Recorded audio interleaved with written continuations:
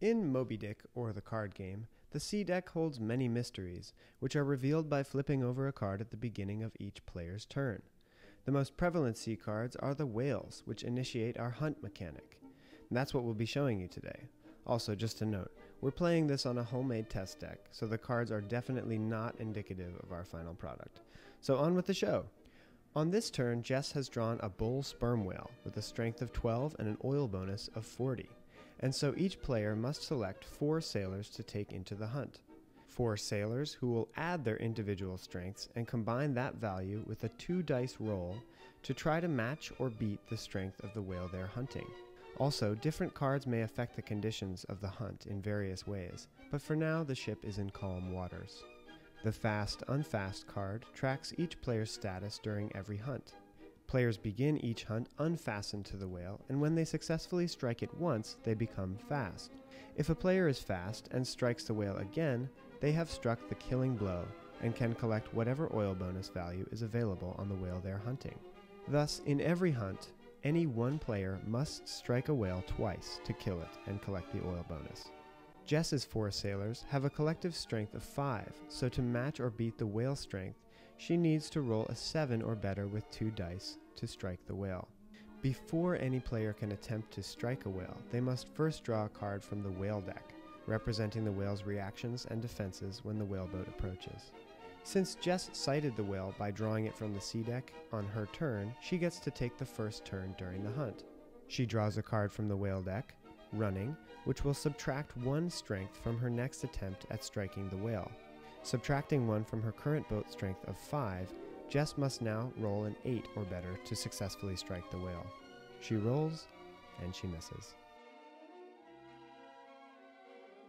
Sarah is hunting with Cabasso, Ishmael, Bulkington, and the Belfast sailor, which is great for her because Sarah loves Bulkington. She draws the Tail, a card which results in the death of 1 sailor.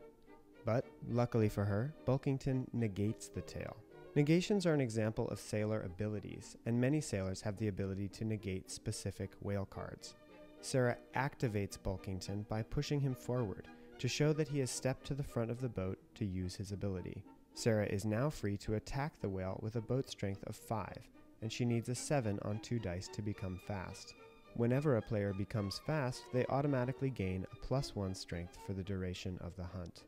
Being fast brings the advantage of proximity, but also brings with it all the dangers that being so close to a leviathan entails. Many whale actions are much more devastating when a player is fast, making the closing moments of a hunt among the most deadly. Mark has Ahab, Fedallah, the French sailor, and the blacksmith. Mark draws his whale card, Bite. 2 sailors must die. When sailors die, they are placed in the sailor deck discard pile.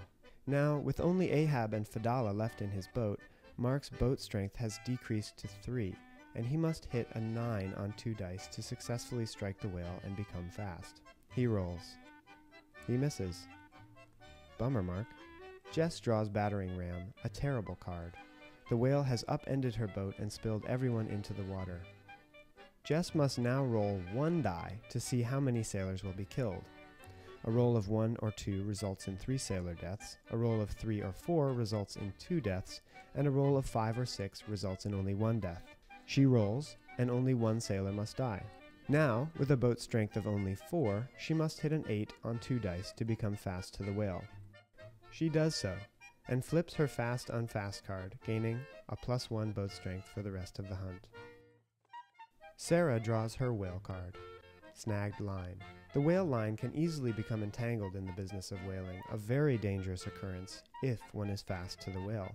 Because Sarah is fast to the whale, Bulkington, who has put himself in harm's way by activating his ability, must be the sailor to die, which is very sad for Sarah because she loves Bulkington so very much.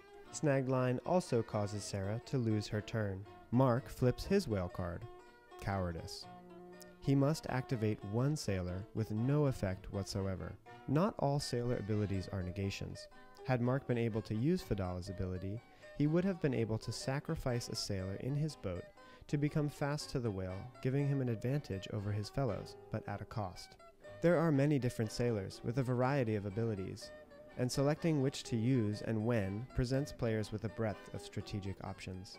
Mark takes a look around the table and sees he's not in the best position and decides to retreat. Players can only retreat on their turn after they've drawn a whale card, but before they roll the dice to try to strike the whale. And Mark is branded a coward by his fellow players, as is the appropriate course of action in these circumstances, though sometimes it is better to preserve an extraordinary sailor at the cost of possibly killing a whale. Jess draws her whale card, Stoveboat, the worst whale card in the game, representing the destruction of Jess's whaleboat and the deaths of its unfortunate sailors. But wait, Jess is hunting with the Carpenter, who negates Stoveboat. She pushes the Carpenter forward to negate the whale card, and she's now able to roll an attack against the whale. Jess rolls. With a boat strength of 4, +1 for fast, she needs to hit a 7 or better on 2 dice. She succeeds and kills the whale. She collects her 40-barrel oil bonus, while the other players collect the standard lay or payment of 10 barrels of oil each. While a few good sailors were lost to the sea, they may yet wash up again. For now, the mates are content with their successful hunt. Stay tuned for more videos detailing the deeper aspects of sailor abilities, whale cards, and the mysteries of the sea deck. For now, happy hunting!